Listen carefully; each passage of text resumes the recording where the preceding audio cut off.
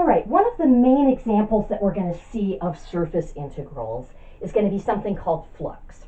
But before I can define that, I need to talk about oriented surfaces and what's meant by the orientation of a surface. So, most surfaces are going to have two sides. Here's a surface that's just a portion of a plane. It has two sides that I would probably call the top side and the bottom side. And an orientation is essentially a choice of which of those sides we're going to consider to be the positive side. That can also be phrased as it's a choice of which direction for the normal vector is the positive direction. So I know that a surface like this has normal vectors that could point up or down. Now, normal vectors are not unique, but I sort of say they're semi-unique, okay? Because they can either point in this direction or that direction. Now, the magnitude of a normal vector can be anything I want if I only care about the direction. But if I restrict myself to a unit vector, which I often do when I'm just trying to focus in on the direction, a surface that has two sides has two unit normal vectors. This would have the unit normal vector that points straight up and the unit normal vector that points straight down. Now, a surface like the surface of a sphere also has two sides. There would be the outside of the sphere and the inside of the sphere, which I can't actually touch because the outside is preventing me from reaching through to touch the inside. But that would mean that at every point, there would be two possible unit normal vectors. There would be the unit normal vector that pointed out away from the center of the sphere, and I can't really illustrate it without puncturing the sphere, but there would be a unit normal vector that would point in, pointing towards the center of the sphere. Okay. So, when a surface is orientable, an orientation is a choice of which unit normal vector, and that would be a choice between two options. With our plane, it was the up or down. With the sphere, it was the out or the in. Which unit normal vector is the principal unit normal vector? Okay. And that sort of coincides with picking a side. I would say on the sphere, if I had picked the outward unit normal vector, that would be like saying the outside of the sphere was the positive side of that surface, and the inward normal vector would correspond with picking the inside of that sphere as the positive surface. So that's what an orientation is. I do need to point out, however, that not all surfaces are orientable. Now, I have right here a lovely orientable surface. This is just a portion of a plane, and you can see it has two sides. It has a pink side and a yellow side. So it very clearly has two distinct sides, and if I hold it like so, there would be either this normal direction or that normal direction. Okay, very good. But if I create a loop like this, there are still two sides. Right now the yellow side is on the outside and the pink side is on the inside. And I can't cross from one side to the other without sort of going over the boundary of this surface. Okay. However, if when I create that loop, I put a little half twist in it, I create this thing, which is not an orientable surface. This is called a Mobius strip. Probably a lot of you have seen that before. This is not orientable. We can actually think of it as a one-sided surface, because I might think of it as, well, wait a minute, there's still the yellow side and the pink side, but notice, I'm on the yellow side, I'm coming around, oh, oops, I'm on the pink side, but I didn't cross over an edge or a boundary of this surface, I stayed on the same side. So this is not orientable. Okay. Now, if a surface is going to be orientable, there's going to be a continuous choice for the principal unit normal vector. Now, when we discussed parametrizations being smooth, we said that a consequence of a parametrization being smooth, which remember meant that both partials were continuous and that the cross product of the partials was not zero. So remember, this is smooth if del R del U and del R del V are both continuous, and del R del U crossed with del R del V is not the zero vector. That's going to actually imply three things. That vector is not zero, that vector is not zero, and these two non-zero vectors are not parallel to each other. So that when I take the cross product, we've seen this gives me something that's going to be normal to the surface. So a consequence of being smooth is that there is a continuously varying unit normal vector that is associated with that parametrization. So any smooth parametrization comes with a principal unit normal vector or an orientation that's associated with that. So if I have my, let's write it this way. My way of describing S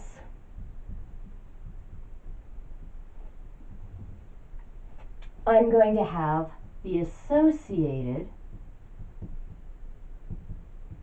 principal unit normal vector.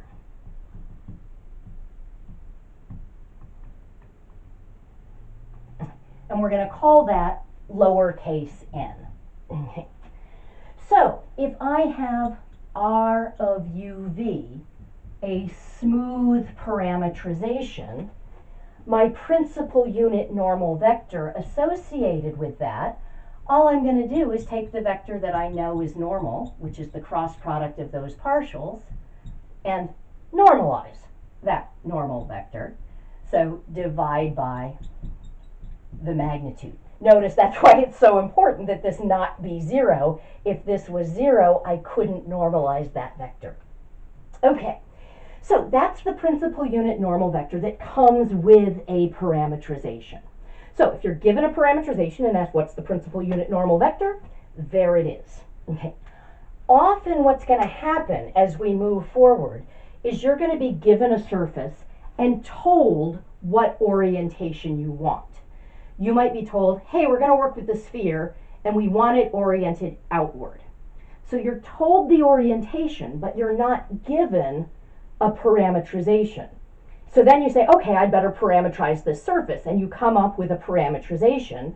Well, you then have a 50-50 chance that the principal unit normal vector associated with your parametrization is the one you wanted. If it's not the one you wanted, however, it will be the opposite of what you wanted, because remember, the normal vectors just point in opposite directions. So if you are given a surface and an orientation, and then you come up with the parametrization, you're going to have to check to see whether this vector or its opposite is the one that you want to work with. But if you are given a parametrization and asked what's the principal unit normal vector that goes with it, that is the one that goes with that parametrization. Okay. Now, I could have z equaling f of xy. That's a really common way that we have of describing our surfaces. And remember, there's then a corresponding parametrization. I could use r of uv, where I let x be u and y be v, and then z becomes a function of u and v rather than a function of x and y. This is so common that I have accidentally memorized the result of what I get over here. I'm going to just work through it, and I'm going to encourage you to work through this yourself once a day until you've also accidentally memorized it. And that way, you can decide as you're doing homework and quizzes and exams whether you want to write out the derivation or just jump right to the result. But I would work it through a couple of times, because it's entirely possible that you do this a whole bunch while you're doing the homework for this, Then you move on to the next section and you accidentally forget what you just accidentally remembered or accidentally memorized. And so if you've derived it, you know how to get it back. Okay.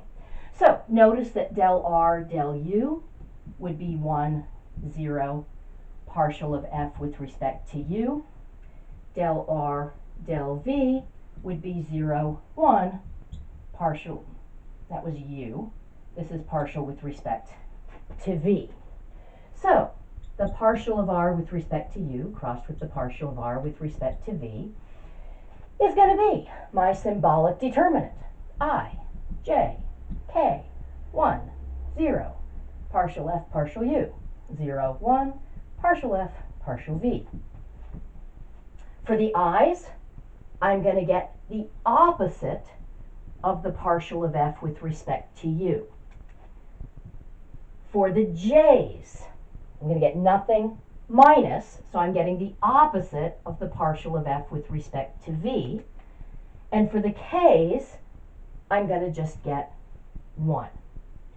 So my principal unit normal vector, I'm going to go back now to writing it in terms of x and y rather than u and v. Either is acceptable. Okay, but here we basically had just assigned u to be x and v to be y. So here I can say it's going to be negative partial of f with respect to x, negative partial of f with respect to y, positive 1 over the magnitude of this, which I'm very familiar with, partial f partial x squared plus partial f partial y squared plus 1. Okay.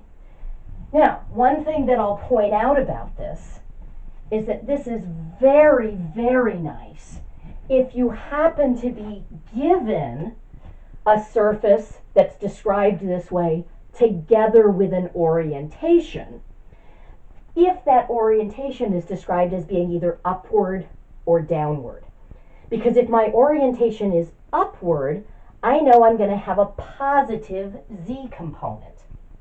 This gives me what I want. If my orientation is downward, I would want to have a negative z component. This gives me the opposite of what I want. But then I would simply say, okay, I can go ahead and use this parameterization. I just have to not take the orientation that comes with it. I have to take the opposite orientation. Okay. So this is the unit normal vector associated with this parameterization. But if I were using this way of describing a surface, if I'm using this way of describing a surface and the surface is oriented downward, I would simply use as my n the opposite of this. And that would put the two partials here and a negative 1 here. So the way it works is I'm either going to have the opposite of the two partials here and a positive 1 here, or if I need the opposite orientation, I would have the two partials here and a negative 1 here. Now, what's kind of cool is this generalizes. So if I had x described as a function of y and z, let's say x is g of yz, the unit normal vector associated with that would be very, very similar. But if x is the output, the 1 is in the x position, and the partials are in the y and the z positions. So I would have the opposite of the partial of g with respect to y, opposite of the partial of g with respect to z, all over the square root of the partial of g with respect to y squared, plus the partial of g with respect to z squared, plus 1. This would correspond to a forward orientation. The opposite vector, which would have a negative 1 here, would correspond to a backward orientation. Okay. And I should point out that upward and downward and forward and backward do not imply straight up or straight down or straight forward or straight back. The only time this vector would be pointing straight up would be if both of these were 0. But if I'm on the top half of the sphere, now I have the whole sphere here, but if I'm on the top half of the sphere and oriented upward, this is upward It's not straight up, because that wouldn't be normal to the surface here, but it is upward. It would have a positive z component. Okay. Similarly, if I have y is a function of x and z, and often that's actually written zx for reasons that are beyond the scope of the course. But if I have that, and it, for our purposes, it really does not matter what order you're writing the variables in, but I will just mention that it's often written that way. This would be, now y is the output, so the 1 would be here. This would be the opposite of the partial of h with respect to x, and the opposite of the partial of h with respect to z, over the square root of partial of h with respect to x squared plus the partial of h with respect to z squared plus 1. And of course, this would be a rightward orientation, and then the opposite of this would be a leftward orientation. Okay. So these are really nice options if you're given a verbal description in terms of upward or downward or frontward or backward or leftward or rightward, and you have z as a function of 2 variables, or x as a function of 2 variables, or y as a function of 2 variables. With something like this, you would actually have to just check to see, does this vector point in the direction that you want? And we'll take a look at how to do that when we do an example. Do I want to do that now? I don't want to do that now. We'll take a look at how we would check to see if that's the right orientation when we do an example later on.